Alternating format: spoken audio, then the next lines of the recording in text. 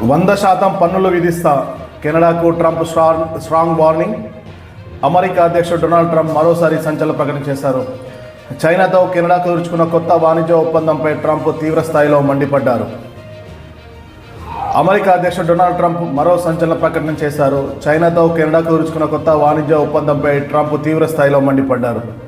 ఒకవేళ కెనడా చైనాతో కనుక కొత్త వాణిజ్య ఒప్పందంపై ముందుకు తీసుకెళ్తే ఆ దేశం నుంచి అమెరికాకు వచ్చే అన్ని రకాల వస్తువులపై ఏకంగా 100% టారిఫ్ విధిస్తామని కెనడాను ట్రంప్ తీవ్రంగా హెచ్చరించారు. తన social media platform truth social వేదికగా ట్రంప్ స్పందిస్తూ కెనడా ప్రధాని మార్క్ కార్నీ తీరును ట్రంప్ తప్పుపట్టారు.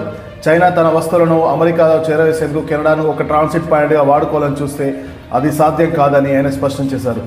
ఈ క్రమంలోనే చైనా తన వ్యాపార జిత్తులతో కెనడా సామాజిక వ్యవస్థను, అక్కడి జీవన విధానాన్ని పూర్తిగా నాశనం చేస్తుందని ట్రంప్ కెనడాను హెచ్చరించారు. అమెరికా తీరుతో విసిగిపోయిన కెనడా తాజాగా చైనాతో ఒక సరికొత్త చారిత్రాత్మక ఒప్పందాన్ని కుదుర్చుకుంది. ఈ ఒప్పందం ప్రకారము కెనడా నుంచి దిగుమతి అయ్యే కెనడా ఉత్పత్తులపై చైనా భారీగా పన్నులను తగ్గించింది. దీనికి ప్రతిగా చైనా తనకు సంబంధించిన సుమారు 49,000 ఎలక్ట్రిక్ వాహనాలను తక్కువ పన్నుతో దిగుమతి చేసుకోవడానికి కెనడా అంగీకరించింది.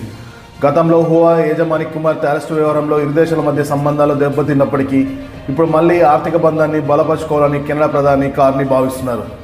అయితే అమెరికా ఇప్పటికీ కెనడియన్ ఉత్పత్తులపై పన్నులు పెంచడంతో వేరే గత్యంతరం లేక కెనడా చైనా వైపు మొగ్గు చూపడం గమనార్హం.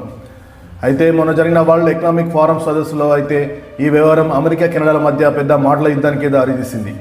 ఇటీవల దావోస్లో జరిగిన వరల్డ్ ఎకనామిక్ ఫోరం సదస్సులో మార్క్ కార్నీ మాట్లాడుతూ అమెరికా నాయకత్వంలో ప్రపంచ వ్యవస్థ విచ్ఛిన్నమవుతుందని పరోక్షంగా అమెరికాను టార్గెట్ చేశారు. దీనికి కౌంటర్గా ట్రంప్ స్పందిస్తూ అంతర్జాతీయ వివాదాల పరిష్కారం కోసం తాను ఏర్పాటు చేస్తున్న బోర్డ్ ఆఫ్ పీస్ నుండి కెనడా ప్రధానికి ఇచ్చిన ఆహ్వానాన్ని రద్దు చేస్తున్నట్లు ట్రంప్ ప్రకటించారు. కెనడా కేవలం అమెరికా వల్లే బతుకుతుందని ట్రంప్ వర్గం విమర్శించగా కెనడా తన సొంత శక్తితో ఎదుగుతోందని మార్క్ కార్నీ ధీటుగా బదిలించారు. ప్రస్తుతం ఈ రెండు దేశాల మధ్య నెలకొన్న ఉద్రిక్తలు ప్రపంచ వాణిజ్య రంగంలో కొత్త అలజడిని సృష్టిస్తున్నాయి.